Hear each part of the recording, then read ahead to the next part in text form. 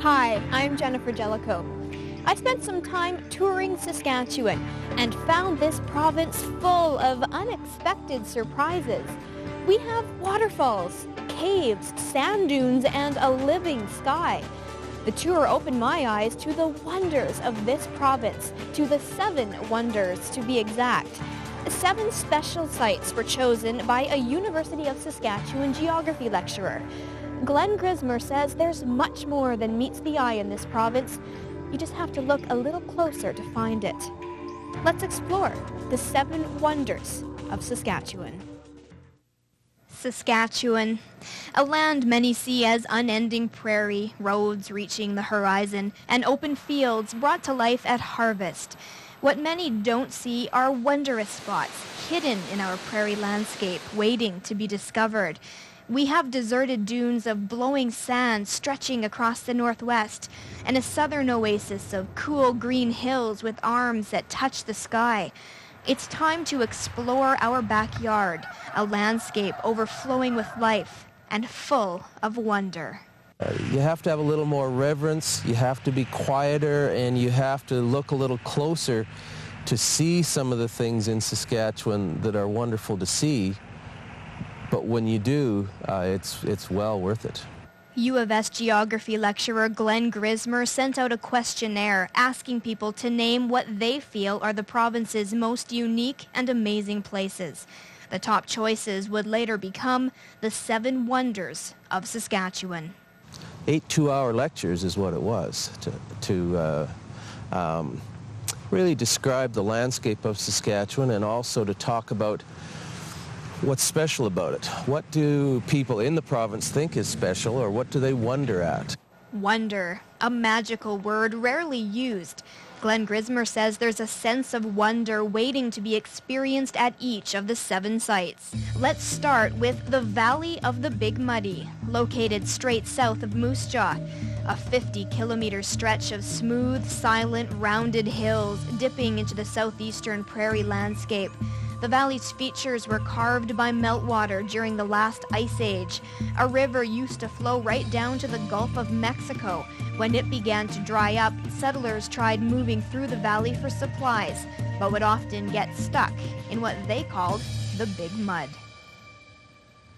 Local Tilly Duncan is our Big Muddy guide. She's been showing off this hidden wonder to travelers from around the world for 7 years.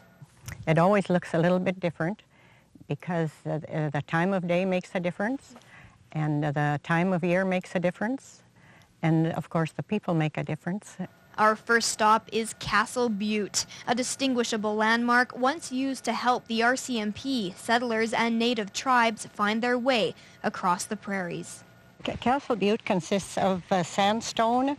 It consists of clay, a few coal deposits, and alkali. The rugged structure stands 60 meters high and 200 meters around. Petrified wood is suspended in the cliff, and the sandstone formation rubs off like salt when touched. There are hundreds of little holes in the cliffs like this that are now just home to pigeons and small animals, I hope. Golden eagles can be spotted sailing overhead, and if you're lucky, you'll catch a glimpse of a vulture. The Big Muddy Badlands is a place to just wander and enjoy the beauty, or learn about the unique terrain that is always changing.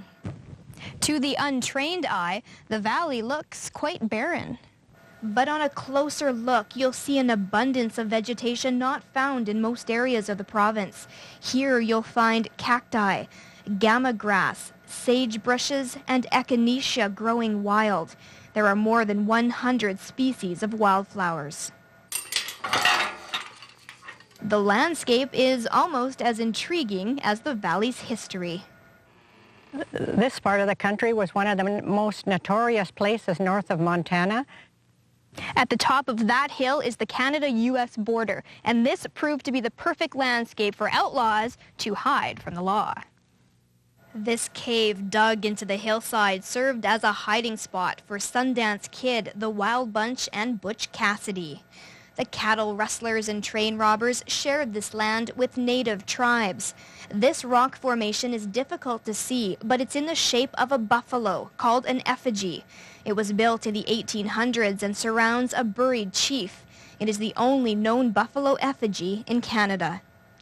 On our way out of the valley, a gap in the hills stands out on the horizon. Buffalo Gap was the passage these large animals stormed through on their journey across the plains. Valley of the Big Muddy is a mixture of unusual rock formations, rare vegetation, and colorful history. It truly is a hidden wonder on the prairie landscape. Now let's travel as far northwest as we can go to the Athabasca sand dunes. The dunes stretch 100 kilometers along the southern shore of Lake Athabasca. Athabasca sand dunes. Even the name sounds too exotic for Saskatchewan, but the sense of wonder we have at this vast area of living sand left behind when the last glacier melted is why it was chosen as one of the 7 wonders. If you can imagine in northern Saskatchewan where you picture endless forest and lakes coming upon a very large area of bright, unvegetated, moving with the wind sand dunes. This is the largest area of active sand dunes in Canada and the most northern dunes in the world.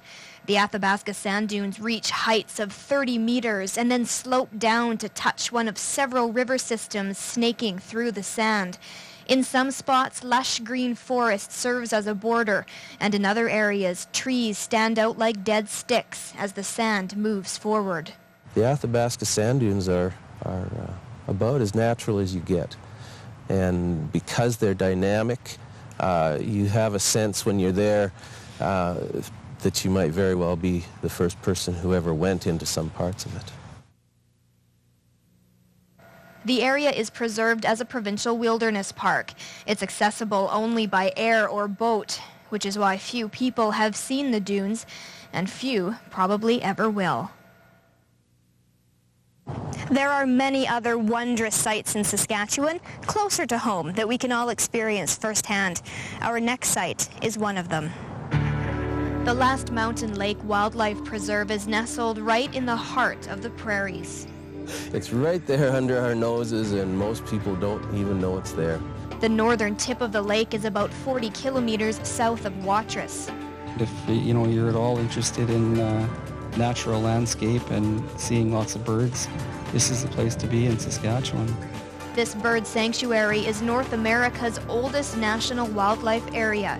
It was designated by Sir John A. Macdonald back in 1887. It remains a protected natural haven today. It's one of a few places where you can have a sense of what it must have been like to be here 100 years ago. Every fall, the marshland is overwhelmed with life as hundreds of thousands of geese, ducks, and cranes stop to rest and feed. More than 250 species of birds live and migrate through this area every year. It can be still and quiet like it is behind me right now, and in the next instant the skies become alive with thousands of birds. Being in the presence of that much life is part of the wonder. We sometimes are reminded that we're not really separate from all of the other living things in the world. And when you go to a place like Last Mountain Reserve, you clearly get that sense. Even if you're not an avid bird watcher, Last Mountain Lake is a place to relax and enjoy the tranquil scenery. Something so close, they don't realize how special it is. There are ongoing efforts to restore native grasses and wildflowers so a variety of endangered birds will return to the area. It's another reason why the Last Mountain Lake Wildlife Preserve will always remain a wonder of Saskatchewan. This time we travel 350 kilometers north of Prince Albert to Nistowiak Falls. The 10-meter drop of clear, rushing water flows into the Churchill River. University of Saskatchewan geography lecturer Glenn Grismer chose Nistowiak Falls as one of the 7 wonders of Saskatchewan because of its isolated yet powerful presence on this flat prairie landscape.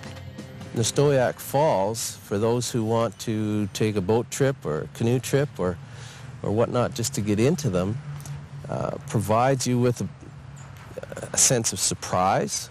A lot of people, if they don't know they're there and come upon them, are surprised. Oh, we have waterfalls in Saskatchewan. And then, like all falls, I think what people are saying they're attracted by is the presence of power. When the water crashes down through that narrow little gorge, it's not water anymore, it's froth. It's white, and the sound is incredible. You can stand on the rocks and reach out and touch the water. I think people have a sense of wonder when they know they're insignificant sometimes. The beauty of Nistowiak Falls extends to the winter, when the rushing water and rising mist is replaced with glimmering cliffs of white ice. It is an adventure to reach Nistowiak Falls, but this hidden wonder set in the province's northern forest is well worth the trip. From a refreshing waterfall to what's often called the oasis on the prairies, Cypress Hills is our next wonder of Saskatchewan. The Cypress Hills Interprovincial Park is situated in the extreme southwestern part of Saskatchewan and extends over the border into Alberta. As you drive from the north, you see it rise above the flat prairie landscape, an area of forest, wildlife, and vegetation similar to what's found in the Rocky Mountains. Because of our forest environment, we're kind of an oasis on the prairies. The park was established in 1931. Thousands of visitors seek refuge in the cool lodgepole pine forest. This is the only place in Saskatchewan where you can find the lodgepole pine. The climate and the elevation keep these pines reaching for the sky. These trees that compete for the sunlight are a distinguishing characteristic of the area. And what you see is very tall, slim tree trunks that are all about the same height and elevation, and most of their foliage or branches are at the tops of the trees. And underneath that, where it's shaded, those branches die and drop off because they don't get enough sunlight. When the acidic lodgepole pine needles fall to the forest floor, they make it difficult for many plants to grow. But when mixed with aspen, white spruce, and other trees, rare wildflowers such as orchids come to life. These hills of forest stretch a span of more than 200 square kilometers. The hills were formed millions of years ago and survived the most recent ice age intact because the hills contain a layer of protective rock the glaciers couldn't cut through.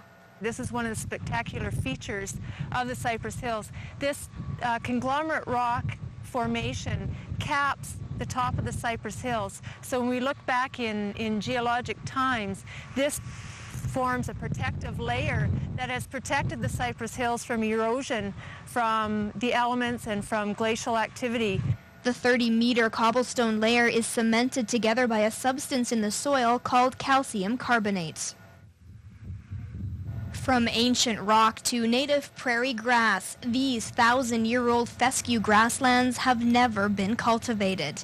As we peer out at the distant prairie from a Cypress Hills hilltop, it's hard to believe there's a point of land this high in Saskatchewan. Right now I'm standing on Bald Butte, and not counting the Rockies, this is one of the highest spots of elevation in Canada. See those prairies behind me? That's what most of us are used to. I'm 650 meters above that. To give some perspective, Bald Butte is the same elevation as the town site of Banff. Because of these unique geographical elements, Cypress Hills, our mountains on the prairies, was the most popular choice as a wonder of Saskatchewan. Let's head back up north, where the Clearwater River flows through the forest and disappears into Alberta. The Clearwater is Saskatchewan's first protected river, once used as a route for fur traders. It remains a clear, pristine, relatively untouched river system. It was chosen by U of S geography lecturer Glenn Grismer as our next wonder of Saskatchewan.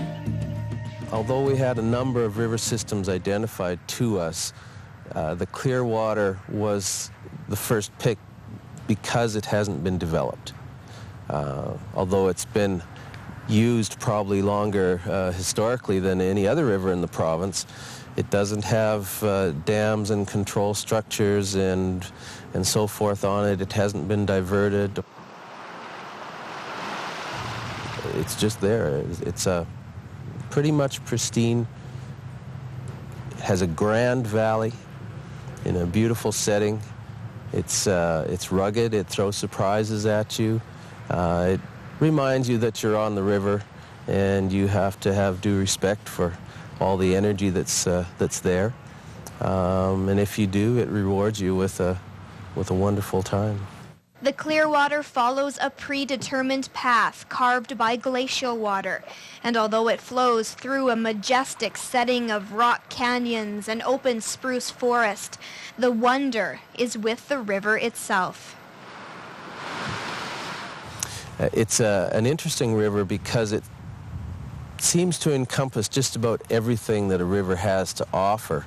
In parts of it, it's fairly level with a huge, broad floodplain, and you can be canoeing almost in circles to get anywhere as the river meanders back and forth. And in other places, it has rapids and steep gorges and waterfalls. You couldn't get a whole lot more variety than what you get on the Clearwater.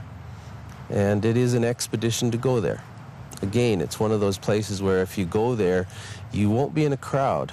You will be able to enjoy the river system in its natural condition. This unspoiled rush of water that eventually flows to the Arctic Ocean can only be reached by float plane or by foot. Our final wonder of Saskatchewan is one we've all experienced and often take for granted. It's a magical piece of the landscape that surrounds us at all times and is ever changing. To see it, all you have to do is look up. The sky. There's no map to define its location or its size. It's older than any other wonder and will never cease to exist. The sky it's dynamic, it's inspiring. Glenn Grismer says Saskatchewan's location on planet Earth provides us with the most wonderful and unique sky in the world. Weather patterns and wildlife are in constant change as each season blends into the next. We get dust storms, or we get rainstorms, snowstorms, sleet, every kind of weather you can imagine. Slate gray sky over us for 3 days, or blue sky for weeks on end. Sundogs and moondogs and aurora borealis and, oh heavens, it doesn't stop. We have lingering sunsets here. You don't get that closer to the equator, and you don't get it further north. We're at just the right latitude for some of the best sunsets. And when we have an atmosphere that has dust and so forth from a continent in it, the sunsets are more spectacular than you would get anywhere else. The Saskatchewan sky can be full of color, alive with activity. You never know what it will offer next. If you lay down and look up and let your eyes focus for a bit, sometimes it's surprising how far up you'll see birds that you didn't know were even there. And there's like this column of life above you. So the sky isn't a lifeless thing of just air and water. There's a lot of life up there. The sky is a natural wonder that's just there for the taking. And so of all the things that are identified as 7 wonders, the sky is unique in that it also has a mystical component about it. Saskatchewan is known as the land of living skies, but like many other wondrous things, it's something we too often take for granted. The 7 wonders of Saskatchewan. Who knew all these sights were in our backyard? Some easy to find, others take a bit of planning. But these wonders are only a taste of Saskatchewan's many marvels. Now it's up to you how you choose to experience the wondrous things around you. although we made ourselves pick 7 wonders, each of these wonders is an example of other kinds of things that are out there. And plan some holidays for Saskatchewan. Nice bed and breakfast, nice little hotels and motels here and there, roads to almost everywhere. And when you get there, some of the nicest people you're ever going to meet. So go for it. Hang out in Saskatchewan, see some wonderful things. It's hard to believe such amazing wonders exist in Saskatchewan, but they do. And there are many other beautiful and unique sights waiting to be experienced. Let's travel now to one more spot. A grove of twisted poplar trees left standing untouched in a farmer's field near Hafford, Saskatchewan. The crooked trees is an eerie phenomenon that's baffled scientists for decades. Aspen poplars are a common sight on the prairies, but these aspens don't exactly look normal. To locals, they're known as the crooked trees. Estimated at around 70 years old, these trees are only 4 to 6 meters high. What is fascinating is that these twists, turns, and curves of trunks and branches seem to be isolated to this one grove. Just a few meters away, similar trees show no sign of distortion. Over the years, many theories have developed. Some believe the twisted trees are supernatural. Some speculate a meteorite landed here, changing the soil chemistry. Others conclude it's a freak of nature. They're all twisted and distorted, which means that the mechanism that normally controls the growth in poplars is somehow distorted. And that could certainly happen as a result of a gene mutation. In fact, experts found these characteristics in France, but in beech trees, lending credence to the altered gene theory. Now, although there is a scientific explanation as to why the trees grow the way they do here, one can't help but get a sense of enchantment or even eeriness. Well, you have mixed reactions. One lady said, I wouldn't even want to get caught here around Halloween because it almost looks like these Frankenstein pictures that you see, or Hansel and Gretel type of pictures you see. Others, they have all sorts of ideas about the whole thing, but they don't want to go in here after the dark, they say. Now, this natural wonder isn't on any map or any travel brochure, but if you're willing to take the time and possibly some country back roads, you'll find something that is very unique. This is only a taste of what Saskatchewan has to offer. I hope you see the province in a new light and will tell others about the 7 wonders of Saskatchewan and the many other hidden treasures on our landscape waiting to be discovered.